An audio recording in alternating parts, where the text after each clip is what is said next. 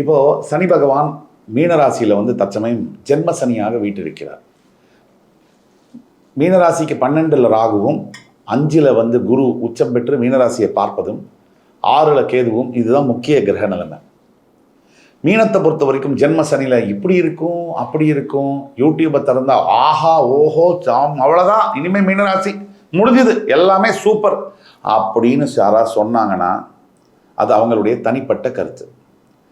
7.5 சனி ஜென்ம சனி அப்படிங்கிற போது நிச்சயம் சவால்கள் பிரச்சனைகளை எதிர்பார்க்கத்தான் வேணும்.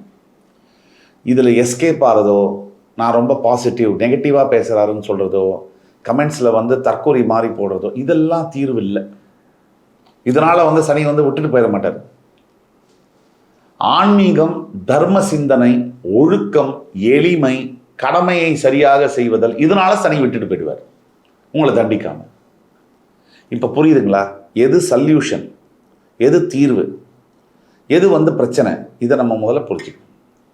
தற்சமயம் மீனராசிக்கு என்ன நடக்குதுன்னா, ஃபஸ்ட்டு என்னென்னா என் மனசு வந்து சரியாக என்னால் யோசிக்க முடியல, நான் சரியாக இதையும் பிளான் பண்ணி செய்ய முடியல, எனக்கு ஒரே குழப்பமாகவும் பயமாகவும் இருக்குது. இதுதான் தற்சமயம் மீனராசி நேயர்களுடைய நிலைமை. எந்த விஷயத்தை எடுத்தாலும் இதுதான் நிலைமை. படிப்புலேருந்து, வேலையிலேருந்து, காதல்லேருந்து, கல்யாணம்லேருந்து குழப்பம், பயம், இது 2 தான் மிகப்பெரிய அளவில் வேதனையை தருது. இப்போது சனி வக்ரம்னா என்ன? நம்ம ஏற்கனவே சொன்னோம், சனி வந்து பின்னோக்கி சுழலும் போது, எதிர்மறையாக சுழலும் போது சனி வக்ர பயிற்சின்றோம். மீனத்துக்கு ஜென்மராசியில் சனி வக்ரம் அடையும் போது அது மிகப்பெரிய யோகமான ஒரு காலம். 7.5 சனியிலே தவிர குருவுடைய பலம் இருக்குது. குருவுடைய ராசிநாதனுடைய உச்ச குருவுடைய பார்வையும் இருக்குது.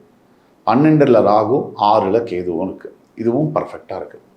இப்போ மீனராசிக்கு ஜூலை 27லேருந்து டிசம்பர் 11 வரைக்கும் ஒரு பிளாட்டினம் டைம். இன்னும் குறிப்பாக சொல்லணும்னா சரியாக ஆகஸ்ட் 3வது வாரத்திலேருந்து அக்டோபர் 4வது வாரம் வரைக்குள்ள மீனராசி நேயர்களுக்கு ஒரு பெரிய மாற்றம், மிகப்பெரிய பாசிட்டிவான மாற்றம் வந்து ஒரு பெரிய குட் நியூஸ் வந்து வரும். அது லைஃப் சேஞ்சிங் டிசிஷனாக இருக்கும். அடுத்தது சனி வக்ர பயிற்சியினால் மீனராசிக்கு ஏற்படக்கூடிய 3 நல்ல விஷயங்கள் என்ன? முதல் விஷயம், மனசில் இருக்கக்கூடிய குழப்பங்கள் அகலும். மனசில் வந்து தெளிவு வரும். இந்த தெளிவு வரும்போதே நம்ம பேசுறது, செய்யறது, நினைக்கிறது எல்லாமே கரெக்டாக இருக்கும். 2, எது தப்பு எது சரின்னு பிரித்து பார்க்கக்கூடிய ஞானம் வரும். இதுலேயே வந்து என்ன ஆகும்னா பல கெட்ட விஷயங்களை ஒதுக்கிடுவோம். 3, இந்த சனி வக்ர பயிற்சியினால் மீனராசிக்கு நான் சொன்ன இழந்த ரிலேஷன்ஷிப்பு இப்போ வந்து ஒரு பிரேக்கப்பே ஆயிடுச்சு, திருப்பி அவங்களே வந்து பேசக்கூடிய தன்மைகள்லாம் நடக்கும். இவ்வளவும் மீனராசிக்கு நடக்கும்.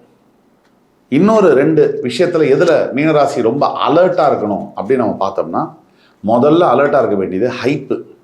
மீனராசியை பொறுத்த வரைக்கும் சோகம் வந்தால் ஒரேடியாக மடங்கி உட்கார்றதும் கூடாது, சந்தோஷம் வந்தால் உடனே வானத்தை பிறந்துட்டு மேலே எகிரி குதிக்கிறதும் கூடாது. இந்த ஹைப்பை வந்து விட்டுறணும். உடனே மீனராசிக்காரங்களாம் வரிஞ்சு கட்டிட்டு வந்துடுவாங்க கமெண்ட்ஸில், இவர் போய் சொல்கிறாரு, அப்படிலாம் நான் பண்ணவே மாட்டேன், நான் ரொம்ப இது.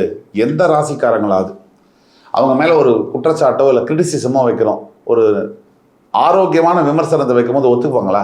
ஒத்துக்க மாட்டாங்க. சரியா? அதனால் நீங்கள் வந்து நல்லதை செய்யணும், உங்களுக்கு நல்லது நடக்கணும் அப்படிங்கிறது தான் சொல்கிறோம்.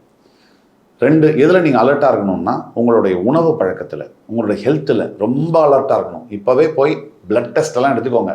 தைராய்டுலேருந்து, பிளட் சுகர்லேருந்து, லிபிட் ப்ரொஃபைல்லேருந்து, ப்ரோட்டீன் டெஸ்ட்லேருந்து, லிவர்லேருந்து எல்லாத்தையும் டெஸ்ட் பண்ணிக்கங்க. கிட்னிலேருந்து எல்லாம் டெஸ்ட் பண்ணிங்க. இதை டெஸ்ட் எடுத்துக்கிட்டிங்கனாலே பாதி வியாதிகளை தவிர்க்க முடியும். அதே மாதிரி இன்னொரு விஷயம் என்னென்னா, மீனராசிக்கான பரிகாரம், சனி வக்ர பயிற்சிக்கு என்ன பரிகாரம் அப்படின்னு பார்த்தோம்னா, முதல் பரிகாரம் மீனராசிக்கு உங்களுடைய குலதெய்வ வழிபாடு. 2வது முருகனை பிடிச்சிக்கணும். முருகன் நினைத்தால் முடியாதது இல்லை. இந்த முருகப்பெருமான் வந்து ஏன் தெய்வங்களில் ரொம்ப சிறப்பு இந்த முருகப்பெருமான் அப்படின்னு நம்ம பார்த்தோம்னா, ஒரு மனிதன் எத்தனை தவறுகள் செய்தாலும் கூட உண்மையாக அவன் திருந்தும் போது மன்னிக்கிறேன் அப்படின்னு வரக்கூடிய முதல் கடவுள் வந்து முருகன். அதே மாதிரி இப்போ நம்ம பேசக்கூடியதெல்லாம் பொது பலன்கள். உங்கள் தனிப்பட்ட ஜாதகம், பிறப்பு ஜாதகத்தில் உங்களோட தசாபுக்தியெல்லாம் நல்லா இருந்ததுன்னா நம்ம சொல்கிற பலன்கள் இன்னுமே நல்லா நடக்கும். அதே மாதிரி உங்கள் பிறப்பு ஜாதகத்தில் சில பிரச்சனைகள் இருக்குன்னா கீழே கொடுக்குற நம்பரில், வாட்ஸ்அப் நம்பரை எங்களை காண்டாக்ட் பண்ணி ஆன்லைன் அப்பாயின்மெண்ட்டோ நேரில் அப்பாயின்மெண்ட்டோ வாங்கிக்கலாம். நானே உங்கள் ஜாதகத்தை 1 to 1 உட்காந்து ப்ரெடிக்ட் பண்ணி சொல்ல முடியும். உங்கள் லைஃப்பை துல்லியமாக வந்து நல்ல பாதையில் எடுத்து செல்ல முடியும். அதனால் பரிகாரத்தில் அது இது லட்சக்கணக்கில் செலவு பண்ணுறதெல்லாம் அடுத்தது. முக்கியமான பரிகாரம் வந்து சுய ஒழுக்கம் அப்படிங்கிறது தான் சனி எதிர்பார்க்கக்கூடியது. செல்ஃப் டிசிப்ளின் இது வர வர வர பொறுமையாகவும் எளிமையாகவும் இருக்க நம்ம 7.5 சனியில் இருக்கோம், ஜென்ம சனியில் இருக்கோம், நமக்கு பிரச்சனை வரும், நம்ம வேண்டாத பக்கத்து வீட்டில் 10வது வீட்டில் வர முன்பெல்லாம் நமக்கு வரும். அப்படிங்கிறத உணர்ந்து செயல்பட்டாலே மிகப்பெரிய மாற்றங்கள் வரும். முக்கியமாக இந்த சனி வக்ர பயிற்சியில் கைக்கு எட்டுற மாதிரி கிட்ட வரைக்கும் வருது. பல விஷயங்கள் மெட்டீரியலைஸ் ஆக வருது, ரொம்ப நெருங்குது. இந்த லாஸ்ட் மினிட் சேஞ்சு, இந்த கடைசி நேரத்தில் கைவிட்டு போகுது. அதுக்குள்ள நம்மளுடைய உழைப்பு, நம்மளுடைய நேரம், நம்மளுடைய பணம் வாஸ்டாக இன்வெஸ்ட் பண்ணி பைசா பிரயோஜனம்லாம் போகிறதுக்கு உண்டான காரணங்கள் பல இருக்குது. அதுதான் இந்த சனி வக்ர பயிற்சி கொண்டு வரக்கூடிய மாற்றங்களில் எல்லா ராசியினருக்குமே முதல், இந்த ராசிக்கு இன்னுமே ரொம்ப அது பாசிட்டிவாக இருக்கும். இரண்டாவதாக இன்னொரு விஷயம் இருக்குது. இந்த சனி வக்ர பயிற்சிக்கு முன்னாடி 12 ராசிகளுக்கும் இந்த சனியினால் வரக்கூடிய முக்கிய பாதிப்பு என்னென்னா குழப்பம். தீர்மானம்ன்றதில் குழப்பம், டிசிஷனில் குழப்பம். இப்போ அதெல்லாம் சேஞ்ச் ஆக போகுது. எந்த ஒரு விஷயத்தையுமே நம்ம லைஃப்பில் வெற்றி 50% ஸ்டார்ட் பண்ணும் போதே கிடச்சிடும். எப்படி தெரியுமா? நம்ம கன்ஃபியூஷன் இல்லாமல் ஒரு விஷயத்தை ஆரம்பித்தோம்னாலே பாதி வெற்றி அடைஞ்சாச்சு. இந்த பாதி வெற்றி மீதி வெற்றியை தரணும்னா அந்த குழப்பம் இல்லாத மனம் எப்பேற்பட்ட சிக்கல் சவாலையும் ஜெயிக்கும். இப்போ என்ன பிரச்சனை? குழம்பும் போது என்ன ஆகுது?